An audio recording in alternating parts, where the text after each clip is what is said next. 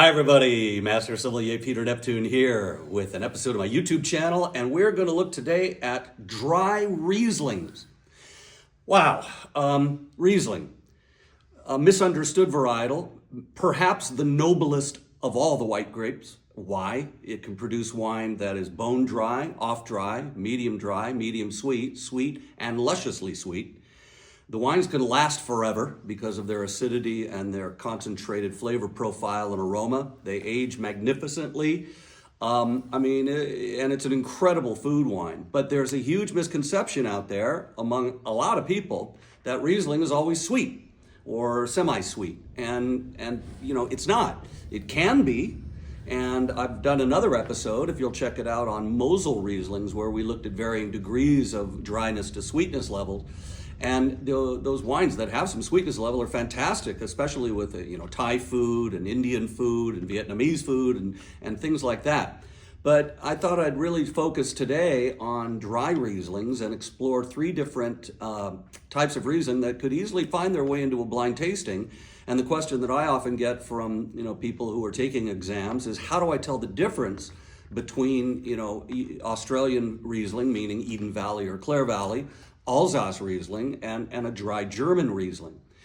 So let's see if we can help, and let's see if we can kind of discern what are the similarities, what are the differences. Riesling, right off the bat, is a very aromatic varietal. It's got a lot of floral character, and it can be very light-bodied.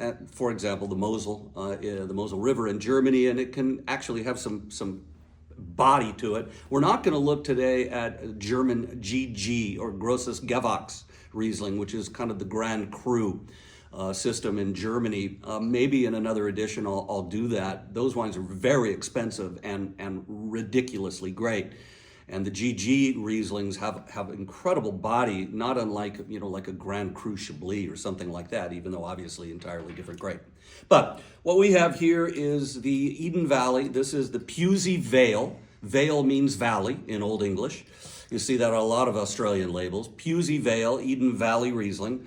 There's two areas in South Australia famous for Riesling and usually dry, and that are the Clare and Eden Valleys. They're both part of the Mount Lofty Ranges region, and they both, benefit from having relatively high elevation. The Eden Valley is at 1,500 feet, which explains everything. It explains the cool climate.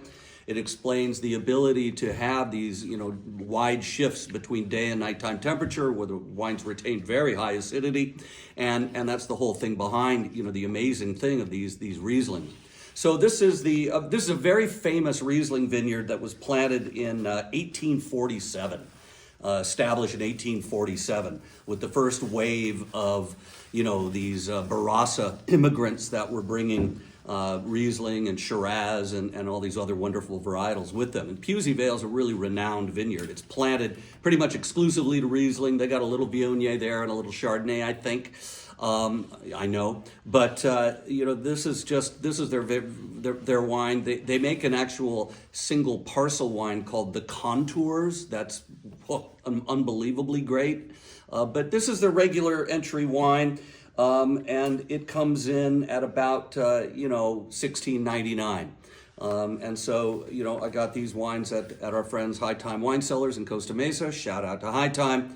And it's a really, really affordable wine, and so one to keep on your radar. On the nose, this is a very, very pale lemon green, or straw green, as sometimes people put it. And on the nose, the thing that I always would focus on with the Clare and Eden Valley Rieslings is this just amazing lime character.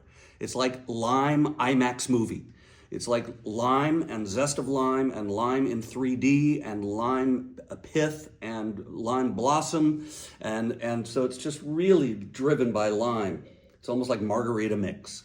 And it's got a lot of blossom as well. It's very floral. There's a little bit of nectarine over the top here. There's a nice sense of wet stone and kind of wet. The soil here is a gray sandy loam, very well drained, and it's actually a good soil for Riesling.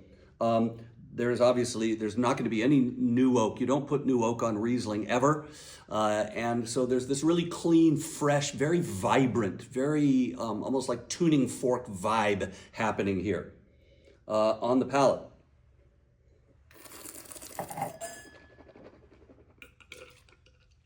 bone dry. That is dry. Acid is high.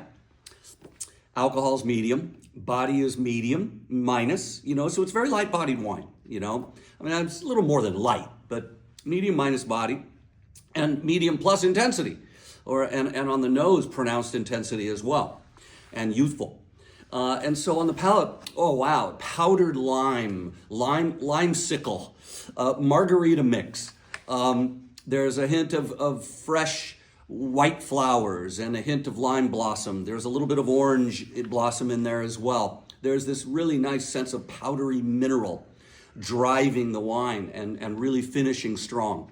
So it's just a wonderful wine. At the price point, it's really something to keep in mind. Oh man, with a fruit de mer plate, some oysters, some clams, shellfish. This would be great with sushi, sashimi. Again, Asian food that doesn't have a sweet sauce. So Asian food that has kind of a sweetness to it, or that, the orange sauces and the sweet eel sauces and all that, you want to go with a little bit of a sweeter wine. Here you just go, hamachi belly with some jalapeno and yuzu sauce. Killer. That's very good wine. And will age beautifully under screw cap. Yay, fantastic. Next up, 2021 Trimbach Alsace Riesling. Trimbach, a famous name, established in 1626.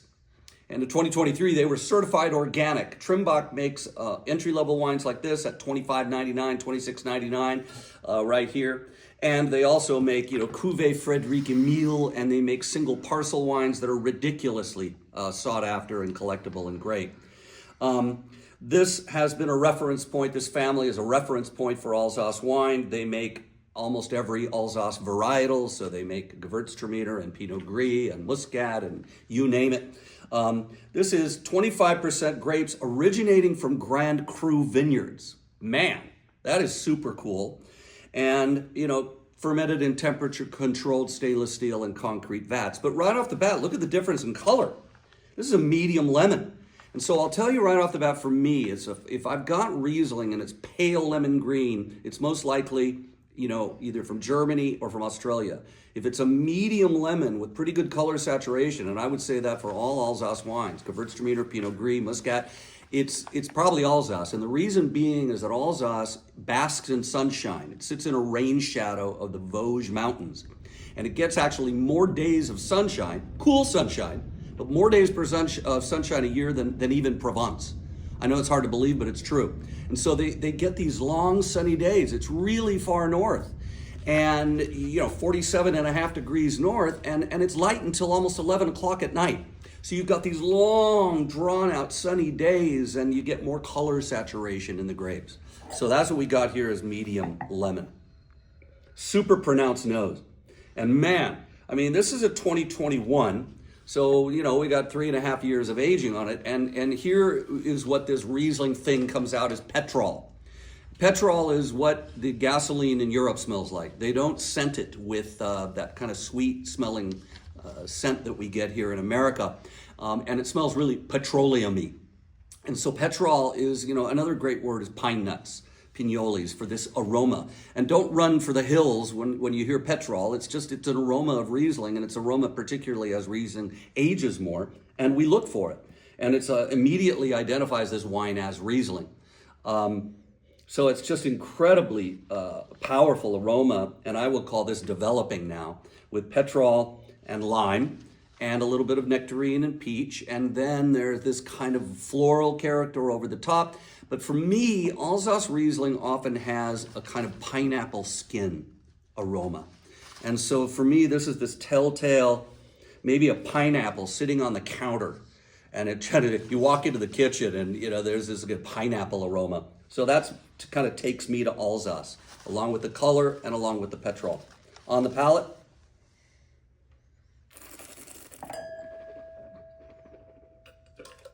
that is dry.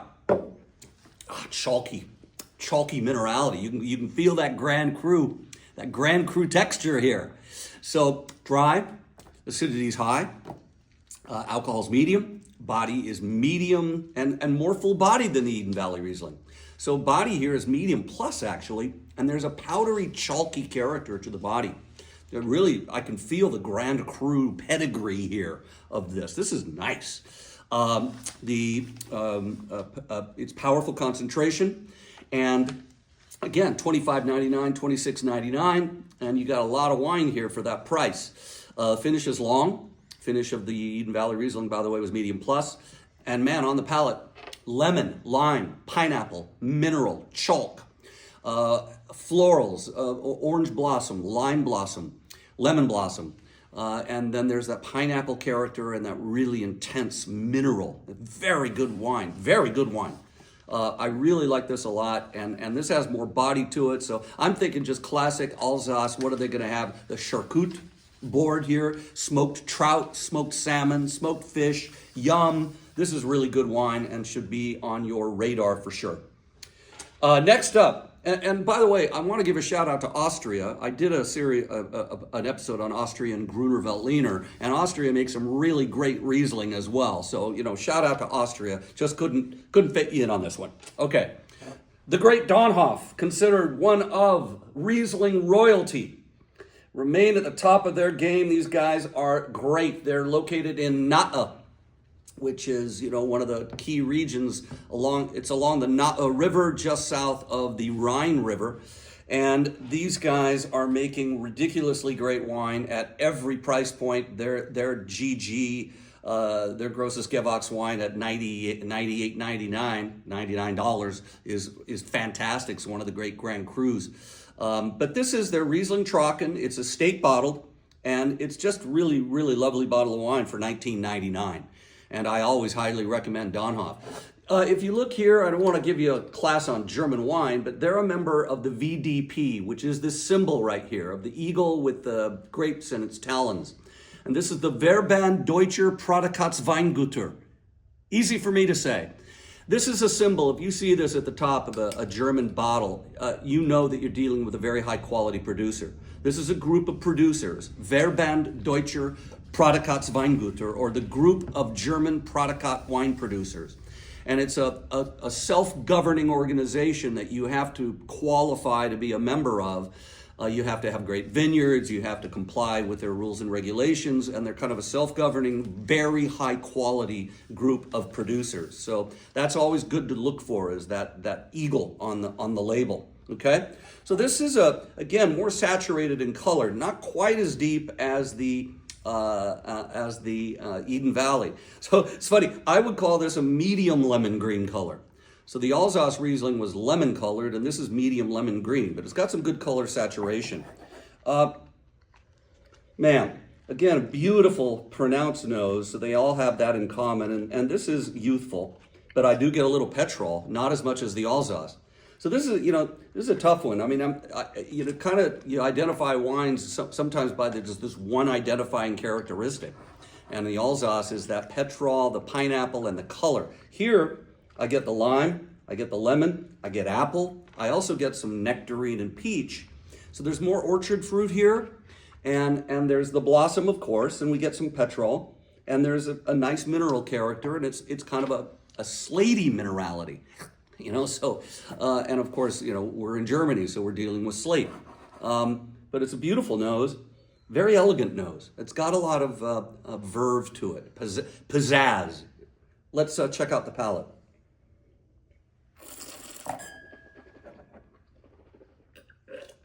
That's dry, acid's high, very well integrated acidity. Alcohol's medium, body's medium plus. And the concentration, the intensity is pronounced. And man, this has incredible, pure Riesling concentration. Lime meets nectarine, meets floral, meets petrol, meets slate. Incredibly long finish. This is really good wine. This is bordering on outstanding wine. $19.99. This is very good wine. And on the palate, there's apple, and there's nectarine, and there's lime. It's just wonderful. Very long finish. Man, this is a fun tasting. Again, you're looking at Asian food. You're looking at dishes with some spice. And the great thing about these wines is that they last a long, long time in the cellar. If you forget about them, they're impossible not to want to drink right now. And they're just incredibly food delicious wines. You know, Riesling is maybe the most food friendly grape variety out there. So I can highly recommend all these wines. This is very good, very good, very good. You know, I mean, really a fun tasting for me and a request by one of you. So as always, thanks for the request. Be sure to check out, more of my YouTube videos and subscribe if you can. Thanks for watching. See you next time.